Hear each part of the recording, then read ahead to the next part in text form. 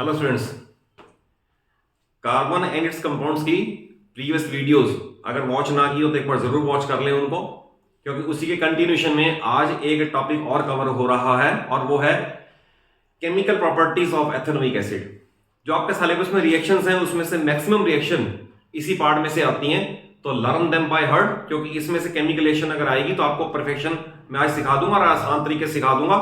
हर चीज को पिछले चैप्टर से रिलेट करके बता दूंगा कैसे कनेक्टेड है। तो वैसे अदरवाइज एसिड बेस सॉल्ट की वीडियोस अभी मैंने अपलोड नहीं की हैं और बाद में वो भी आ जाएंगे, मैं उनसे कनेक्ट करके बता दूंगा कि अगर वो चैप्टर थॉरोली आता है तो इसकी प्रॉपर्टी समझनी और आसान हो जाएंगी। तो मैं स्टार्ट करता हूं chemical properties of ethanoic acid. आज का टॉपिक है chemical properties of ethanoic acid, और you know it very well, वो है CH3COOH एथेनोइक एसिड, या इसका दूसरा नाम है एसिटिक एसिड। ठीक है, ये एसिटिक एसिड क्या है, कार्बोक्सिलिक एसिड क्या है, एल्डिहाइड्स क्या है, ये सारे प्रीवियस वीडियोस में, फंक्शनल ग्रुप क्या है, हेटेरोहेटर क्या है, वो सब प्रीवियस वीडियो में कवर्ड हैं। प्लीज डू वॉच देम, जरूर देख लेना। देख केमिकल प्रॉपर्टीज में क्योंकि वर्ड आ रहा है एसिटिक एसिड या एथेनोइक एसिड, तो इसका मतलब पहला प्रॉपर्टी तो एसिडिक कैरेक्टर की हो गई। अब आप मेटल एसिड बेस सॉल्ट से रिलेट करके देखो, उसमें आपको क्या था, उसमें यह बताया गया था कि every acid has one characteristic that it releases free hydrogen ions in water. Free hydrogen ions, तो इसका मतलब वही सबसे इंपॉर्टेंट है। पहला ये है acidic nature. Acidic nature means releases, मैं शॉर्ट में लिख दूं, releases free hydrogen ions in water, तो इट शोज एसिडिक कैरेक्टर। तो अगर एसिडिक कैरेक्टर है तो ब्लू लिटमस को रेड में भी कन्वर्ट करेगा, तो ब्लू लिटमस टू रेड भी कन्वर्ट करेगा क्योंकि एसिडिक कैरेक्टर है इसका। बट अगर उसको कहे रिएक्शन से शो करो, तो यस रिएक्शन से भी शो हो सकती है। वी कैन राइट CH3COOH और इस पे डबल हेडेड एरो लगा देते हैं, वो मैं उसका भी रीजन बता देता हूं क्या है। तो we will write CH3COO-1 plus H+1, और ये एसीटेट आयन है, एसीटेट आयन। तो ये मैंने क्यों लगाया, इसकी बड़ी इंपॉर्टेंस है। इसकी इंपॉर्टेंस ये है कि इसकी डिग्री ऑफ आयोनाइजेशन कम है। ये वीक एसिड है, स्ट्रॉन्ग एसिड नहीं है। स्ट्रॉन्ग एसिड में सिंगल हेडेड एरो लगता है। जैसे सपोज अगर मान लो इसी का मैं कहूं, ये तो था इन वाटर, आपने लिखा इन वाटर। अगर सपोज मैं लिखता HCl का, तो HCl में ये डिफरेंस था, सिंगल हेडेड एरो लगता H+1 ion and chloride ion. तो दोनों में डिफरेंस है। Degree of ionisation is high, therefore single headed arrow. Degree of ionisation is low, therefore double headed arrow. तो पहली कैरेक्टरिस्टिक हो गई, यानी सारी एसिडिक कैरेक्टर यानी लिटमस वाली ये शो करेगा due to release of free hydrogen ions. ये इंपॉर्टेंट है एसिड की कैरेक्टरिस्टिक को क्वालिफाई करने के लिए। फर्स्ट हो गया। सेकंड वाले में इसका आएगा reaction with metals. Reaction with metals, देखिए आप फिर दोबारा उसी चैप्टर से रिलेट करके देखो कि एसिड्स मेटल से रिएक्ट करके उसका सॉल्ट और हाइड्रोजन गैस बनाते हैं।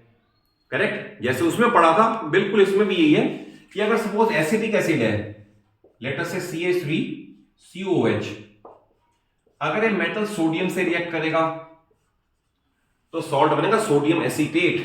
सोडियम एसीटेट यानी CH3COONA और प्लस हाइड्रोजन गैस।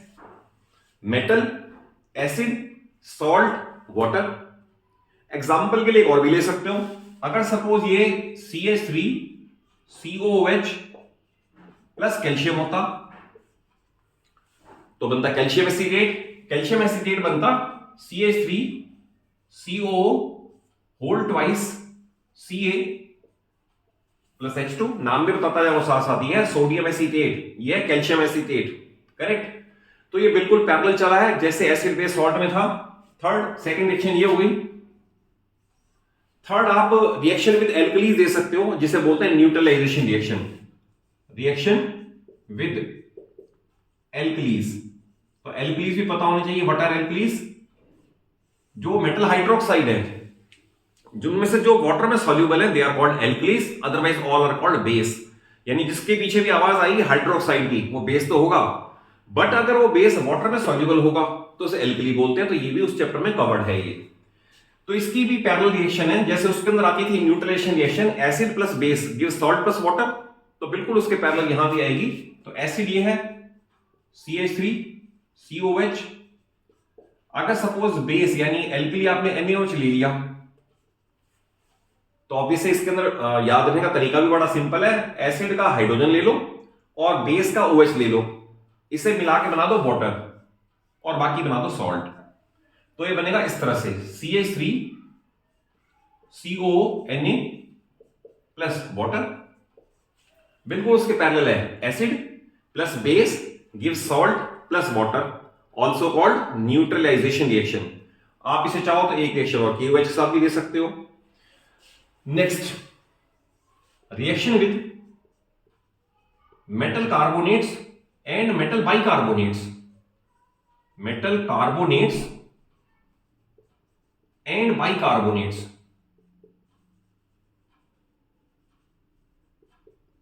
तो ये रिएक्शन भी बिल्कुल उसके पैरेलल आप चला सकते हो, इजीली याद कर सकते हो। उसके अंदर भी ये था कि अगर सपोज मेटल कार्बोनेट या बाइकार्बोनेट एसिड से रिएक्ट करेगा तो बनता क्या था, सॉल्ट CO2 वाटर, बिल्कुल उसके पैरेलल ये बनेगा, आइदर कार्बोनेट हो या बाइकार्बोनेट हो। रिमेंबर प्रोडक्ट नहीं बदलते, प्रोडक्ट सेम रहेंगे, सिर्फ बैलेंसिंग का डिफरेंस आ जाएगा। हालांकि मैं अभी इस वीडियो में इसे अनबैलेंस छोड़ रहा हूं, otherwise in every question reaction में पहली चीज तो ये कि फार्मूले should be perfectly alright, correct, और उसके बाद है सेकेंडली आपको इसको बैलेंस भी करना पड़ता है, वो कि सेपरेट वीडियो में बता भी दूंगा बैलेंस करने का मेथड क्या है।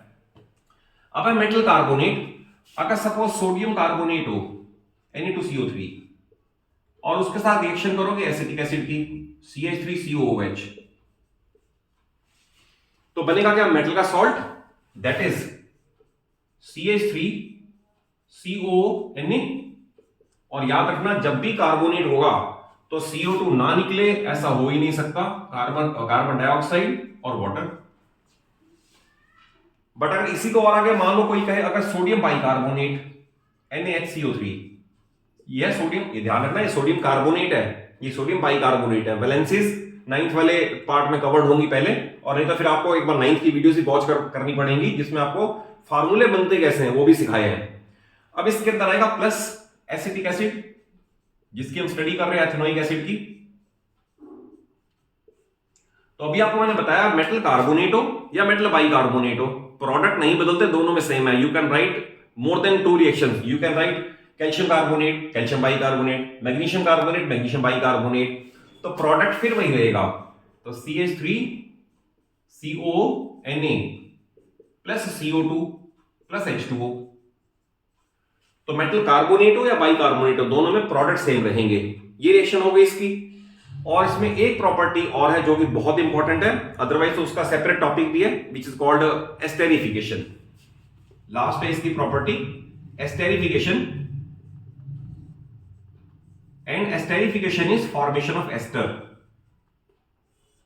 तो पहले आपको इसकी बैकग्राउंड बता दूं कि आप कोई सा भी अल्कोहल और कोई सा भी कार्बोक्सिलिक एसिड मिला दो, तो एसिड, कार्बोक्सिलिक एसिड और अल्कोहल मिलके बनाएंगे एस्टर प्लस वाटर, ठीक है। तो esters are usually sweet smelling compounds, जो इन दोनों को मिक्सचर को आप सल्फ्यूरिक एसिड की प्रेजेंस में वार्मिंग करते हो तो एक फ्रूटी स्मेल या एक प्लीजेंट स्मेल पूरी लैब में आ जाती है, वो एस्टर की फॉर्मेशन की वजह से है।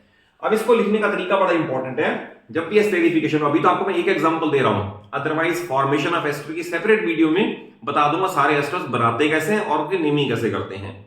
देखिए इसके बनाने में सबसे पहले आप एसिड को लिख लो और उसके बाद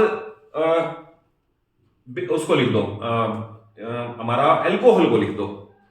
अब अल्कोहल में OH और एसिड में H, दोनों को मिला के वाटर करके हटा दो और बाकी सीधा करके लिख दो, उसको सीधा करके। जैसे अब आपको सिंपल एग्जांपल बताऊं जो सबसे इंपॉर्टेंट है, आपके सिलेबस का पार्ट भी है और सबसे इंपॉर्टेंट भी है, वो है CH3COOH, एथेनोइक एसिड है ये। अल्कोहल सपोज आपने ले लिया C2H5OH, एरो के ऊपर कॉन्सेंट्रेटेड H2SO4 एंड वार्मिंग दोनों लिखे जाएंगे। अब इसमें आपको मैंने बताया एसिड का H और इसका OH सेपरेट कर दो तो ऑब्वियसली वाटर बन जाएगा। बाकी सीधा करके लिख दो, पहले एसिड लिखा होना चाहिए, तो ये बनेगा CH3COO, CH3COO। बाकी ये साथ चिपक जाएगा इसके, यानी C2H5 एंड H2O। तो CH3COO C2H5 ये बन गया एस्टर। तो ये एस्टर है जिसका फंक्शनल ग्रुप आपको बता रखा है, COR है।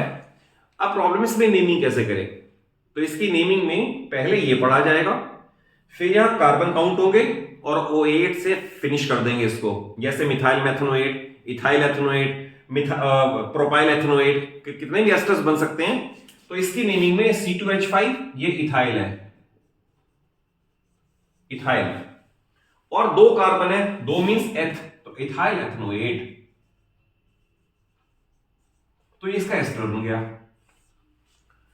तो ये सारी केमिकल प्रॉपर्टीज, क्योंकि फिजिकल तो बड़ी सिंपल है कि सॉल्युबिलिटी क्या है, कंडक्टिविटी क्या है, कलर क्या है, टेस्ट क्या है, ये सारे फिजिकल प्रॉपर्टीज हैं, वो तो बड़े सिंपल हैं, आप खुद भी रीड आउट कर लोगे।